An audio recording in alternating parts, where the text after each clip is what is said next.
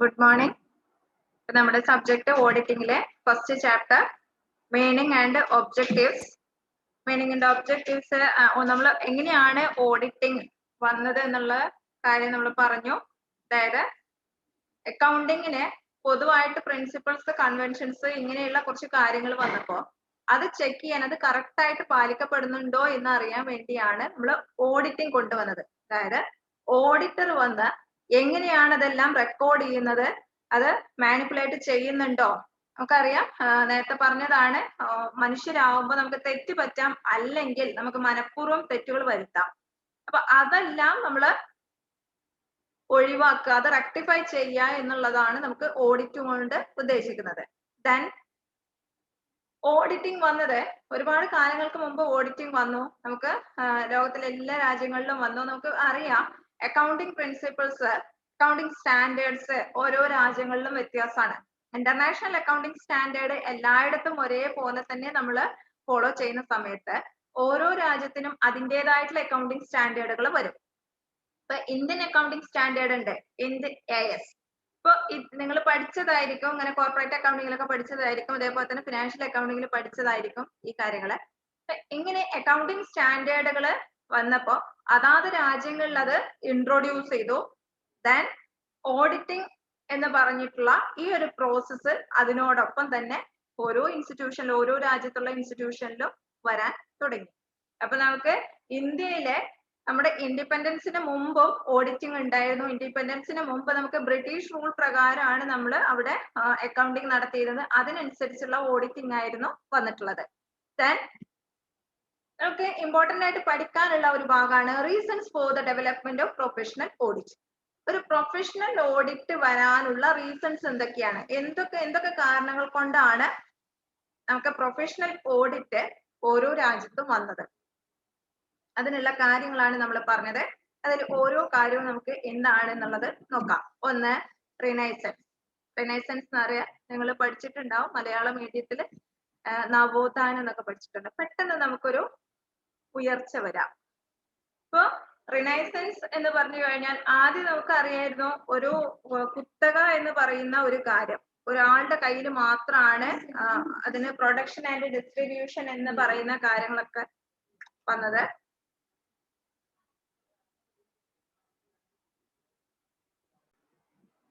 ഇപ്പൊ കോൺസെൻട്രേറ്റ് ചെയ്തിട്ട് ചില ആളുകളുടെ കയ്യിൽ മാത്രം പ്രൊഡക്ഷൻ ആൻഡ് ഡിസ്ട്രിബ്യൂഷൻ എന്നുള്ള കാര്യം നിൽക്കുക, ബാക്കിയുള്ളവരെല്ലാവരും കൺസ്യൂമേഴ്സ് ആയിട്ട് മാറുന്ന ഒരു അവസ്ഥ. അതിൽ നിന്നും മാറിയിട്ട് നമുക്ക് production and distribution, buying, selling എന്നുള്ളതിൽ എല്ലാവർക്കും ജനറൽ ആയിട്ട് വന്ന സമയത്താണ് നമുക്ക് ഓഡിറ്റിംഗ് വേണ്ടി വന്നത്. അല്ലെങ്കിൽ ഒരാളുടെ കയ്യിൽ മാത്രമാണെങ്കിൽ നമുക്ക് അവിടെ ഓഡിറ്റിംഗ് വന്നിട്ടും കാര്യമില്ല. കാരണം നമുക്ക് മൊണോപ്പൊളി നമ്മൾ പഠിച്ചതാണ്. ഒരാളുടെ കയ്യിലാണ് എല്ലാ കാര്യങ്ങളെങ്കിലും അവർക്ക് ഇഷ്ടമുള്ള വില ഈടാക്കാം, ഇല്ലേ? സ്ട്രൈക്കർ എന്നുള്ളത് നമ്മൾ പറയാം, അവർക്ക് ഇഷ്ടമുള്ള പൈസ ഈടാക്കാം. അപ്പൊ അതിൽ നമുക്കൊരു ഓഡിറ്റിംഗ് വന്നിട്ട് നമുക്ക് അതിൽ കാര്യമില്ല. അപ്പൊ ഇങ്ങനെ ജനറൽ ആയിട്ട് എല്ലാ പ്രോസസ്സും കൂടി വന്നപ്പോഴാണ് ഓഡിറ്റിംഗ് എന്നുള്ള ഈ പ്രോസസ്സ് വന്നത്. Okay.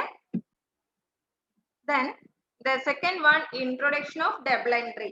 Double entry system introduce ചെയ്തത് ലൂക്ക പാസിയോളിയാണ്. അതായത് നമ്മുടെ അക്കൗണ്ടൻസിയുടെ ഫാദർ എന്നറിയപ്പെടുന്ന ലൂക്ക പാസിയോളിയാണ് നമുക്ക് ഡബിൾ എൻട്രി ഇൻട്രൊഡ്യൂസ് ചെയ്തിട്ടുള്ളത്. ഡബിൾ എൻട്രി എന്താന്നുള്ളത് അറിയാം. നമുക്ക് ഒരു ഡെബിറ്റ് ഉണ്ടെങ്കിൽ അതിന് ഈക്വൽ ആയിട്ടുള്ള ക്രെഡിറ്റും വേണം എന്നുള്ള ഈ ഒരു പ്രിൻസിപ്പിൾ ആണ് നമുക്ക് ഡബിൾ എൻട്രി പ്രിൻസിപ്പിൾ ആയിട്ട് വരുന്നത്. അപ്പൊ നമുക്ക് അതിന് ഈക്വൽ ആയിട്ടുള്ള ഒരു ക്രെഡിറ്റ് ഉണ്ടോ, നമ്മള് ജേണൽ ചെയ്യുന്ന സമയത്ത് നമുക്ക് ഡെബിറ്റും ക്രെഡിറ്റും സെയിം ആണോ എന്നുള്ളത് നോക്കലാണ് നമുക്ക് ഓഡിറ്ററുടെ ഡ്യൂട്ടി. അതാണ് ഫസ്റ്റ് ഡ്യൂട്ടി എന്ന് പറയുന്നത്. അപ്പൊ ഇങ്ങനെ ഡബിൾ എൻട്രി സിസ്റ്റം വന്നു, അതൊരു പ്രിൻസിപ്പിൾ ആയിട്ട് വന്നതുകൊണ്ടാണ് നമുക്ക് അവിടെ ഒരു പ്രൊഫഷണൽ ഓഡിറ്റ് വേണ്ടി വന്നത്. അല്ലെങ്കിൽ നമുക്ക് എന്ത് ചെയ്യാം, ഡെബിറ്റ് 100 രൂപയാണെങ്കിൽ ക്രെഡിറ്റ് 200 രൂപ എന്ന് എഴുതിയാലും ഒരു പ്രശ്നവും ഇല്ല. അങ്ങനെ 100 വരണം എന്നുള്ളത് കൊണ്ട് ഒരു പ്രിൻസിപ്പിൾ വന്നത് കൊണ്ട് മാത്രമാണ് നമുക്ക് ഓഡിറ്റ് വരേണ്ടി വന്നത്. Okay. Then industrial revolution. Industrial റെവല്യൂഷനിൽ വരുന്ന ഒരു കാര്യം എന്താണെന്ന് വെച്ച് കഴിഞ്ഞാൽ, ഇൻഡസ്ട്രിയൽ റെവല്യൂഷൻ വന്നതുകൊണ്ടാണ് ഒരുപാട് സ്ഥാപനങ്ങൾ വന്നത്. എല്ലായിടത്തും സ്ഥാപനങ്ങൾ വരാനുള്ള കാരണം ഇൻഡസ്ട്രിയൽ റെവല്യൂഷൻ ആണ്. അങ്ങനെ റെവല്യൂഷൻ വരുന്നതോടുകൂടി അക്കൗണ്ടിങ്ങിന്റെ സ്കോപ്പ് കൂടി. അക്കൗണ്ടിങ് സ്കോപ്പ് കൂടി സ്വാഭാവികമായിട്ടും അവിടെ എന്ത് വരേണ്ടി വന്നു? നമുക്ക് ഒരു ഓഡിറ്റ്, പ്രൊഫഷണൽ ഓഡിറ്റ് വേണ്ടി വന്നു. Okay. Then introduction of statutory auditing.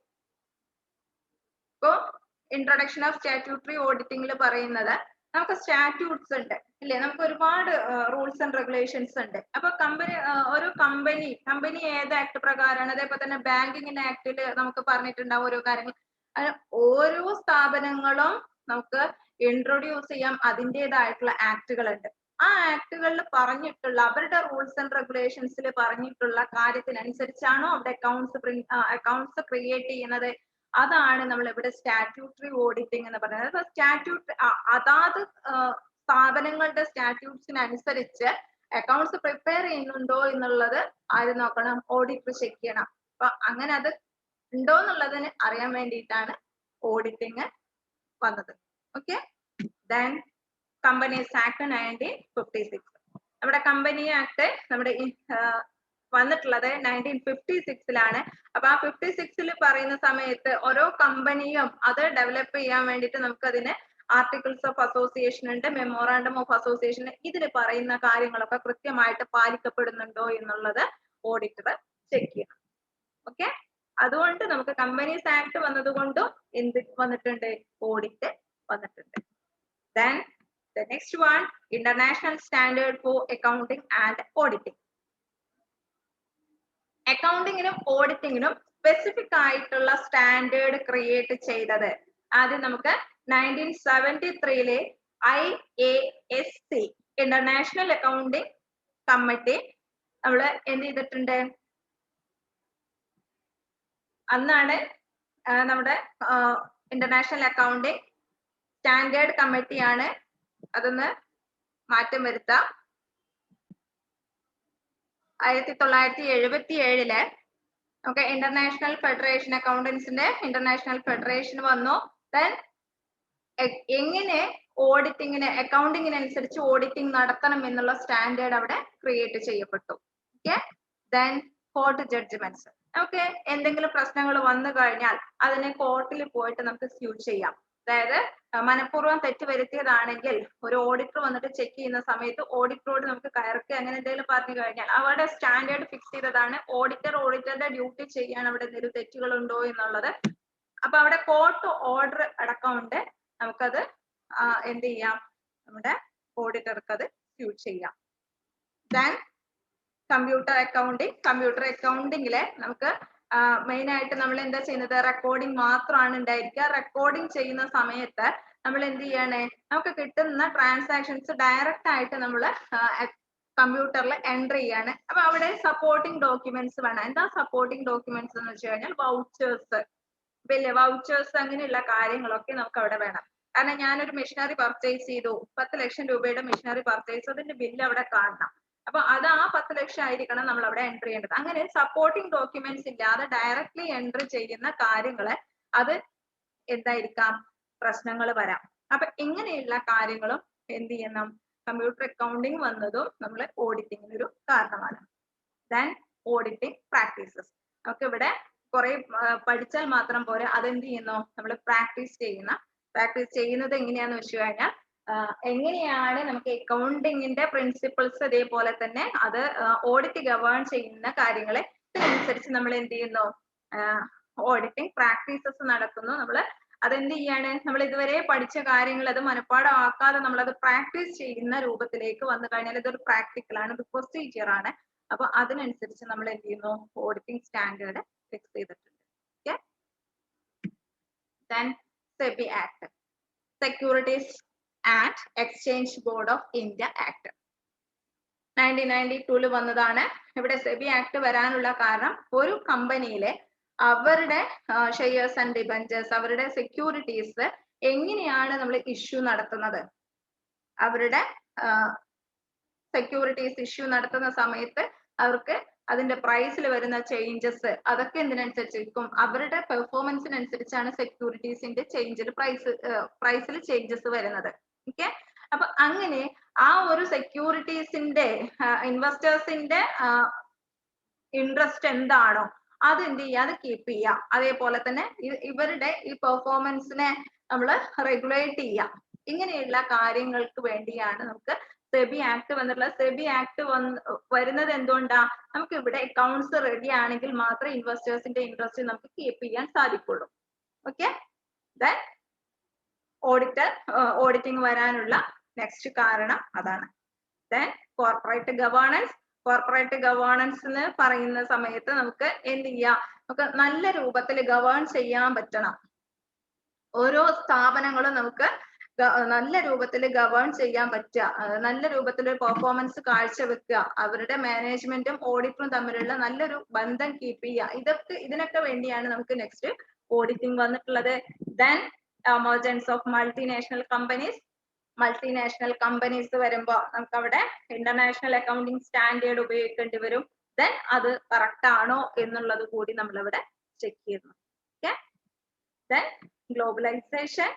നമുക്കറിയാം ഗ്ലോബലൈസേഷൻ എന്ന് വെച്ച് കഴിഞ്ഞാൽ ഒരു ലോകം ഒരു വിരൽത്തുമ്പിലെത്തുന്ന ആ ഒരു പ്രോസസ്സ്. കാരണം എവിടെയും നമുക്ക് ഒരു റെസ്ട്രിക്ഷനും ഇല്ലാതെ എവിടെയും നമുക്ക് എന്ത് ചെയ്യാം, നമുക്കൊരു ബിസിനസ് സ്ഥാപനം തുടങ്ങാം എന്നുള്ള ഈ ഒരു പ്രോസസ്സ് ഗ്ലോബലൈസേഷൻ ഇത് വന്നതോടുകൂടി നമുക്ക് എപ്പോഴും നമ്മൾ ചിന്തിക്കേണ്ടത്, ഇങ്ങനെ ഒരു പ്രോസസ്സ് വരുന്നുണ്ടെങ്കിൽ അതിന്റെ ഒക്കെ അടിത്തറ എന്ന് പറയുന്നത് എന്താണ്, there is some basic principles for accounting. നമുക്ക് എന്തുണ്ട് അവിടെ, കുറച്ച് പ്രിൻസിപ്പിൾസ് ഉണ്ട്. അക്കൗണ്ടിങ്ങിന് പ്രിൻസിപ്പിൾസ് ഉണ്ട്. എവിടെ എന്ത് വന്നു കഴിഞ്ഞാലും അത് ഇന്റർനാഷണൽ അക്കൗണ്ടിങ് സ്റ്റാൻഡേർഡ് ആയിക്കോട്ടെ, നമ്മുടെ ഇന്ത്യൻ അക്കൗണ്ടിങ് സ്റ്റാൻഡേർഡ് ആയിക്കോട്ടെ, ഓരോ രാജ്യത്തിന്റെ അതിൻ്റെതായിട്ടുള്ള അക്കൗണ്ടിങ് സ്റ്റാൻഡേർഡുകൾ ആയിക്കോട്ടെ, എവിടെ ഒരു സ്ഥാപനം വരുന്നുണ്ടോ അവിടെ എല്ലാം ഈ ഒരു അക്കൗണ്ടിങ് പ്രിൻസിപ്പിൾസ് വരും. Then that is the another reason for developing a professional audit. Okay, then nanotechnology. പ്രൊഡക്ഷനിൽ വരുന്ന വ്യത്യാസങ്ങൾ, ഒരുപാട് വ്യത്യാസങ്ങൾ വന്നു നാനോ ടെക്നോളജി കൊണ്ട്. നല്ല ഒരു ഇൻഡസ്ട്രിയൽ റെവല്യൂഷൻ വന്നതുപോലെ തന്നെ നാനോ ടെക്നോളജി കൊണ്ടുവന്നിട്ടുള്ളത്. എന്ത് വന്നാലും ഞാൻ നേരത്തെ പറഞ്ഞതാണ്, നമുക്ക് എന്ത് വരാണ്, അവിടെയും നമുക്ക് ബേസിക് പ്രിൻസിപ്പിൾസ് ഉണ്ട്, അക്കൗണ്ടിങ് പ്രിൻസിപ്പിൾസ് ഉണ്ട്, അത് പാലിക്കപ്പെടുന്നുണ്ടോ എന്നുള്ളത് അവിടെ നോക്കുന്നു. Then independence of auditor. Auditor എന്ന് പറഞ്ഞു കഴിഞ്ഞാൽ എന്ത് ചെയ്യണം, മറ്റുള്ളവർക്ക് വേണ്ടിയല്ല ജോലി ചെയ്യേണ്ടത്, അവന്റെ കാര്യം എന്ന് പറയുന്നത് എന്താ, ഓഡിറ്റ് ചെക്ക് ചെയ്യുക എന്നുള്ളതാണ്. കറക്റ്റ് ആണോ, അക്കൗണ്ട്സ് കറക്റ്റ് ആണോ എന്നുള്ളത് ചെക്ക് ചെയ്യലാണ് ഓഡിറ്ററുടെ ഡ്യൂട്ടി. ഡിസിഷൻസ് എന്ന് പറയുന്നത് ഇൻഡിപെൻഡന്റ് ആയിരിക്കണം. Then removal of restrictions on taking up audit work in US. അതായത് നമുക്ക് കുറച്ച് റെസ്ട്രിക്ഷൻസ് ഉണ്ടായിരുന്നു US വർക്ക് ചെയ്യുന്നതില്. അപ്പൊ ആ റെസ്ട്രിക്ഷൻസ് എന്ത് ചെയ്തു, റിമൂവ് ചെയ്തു.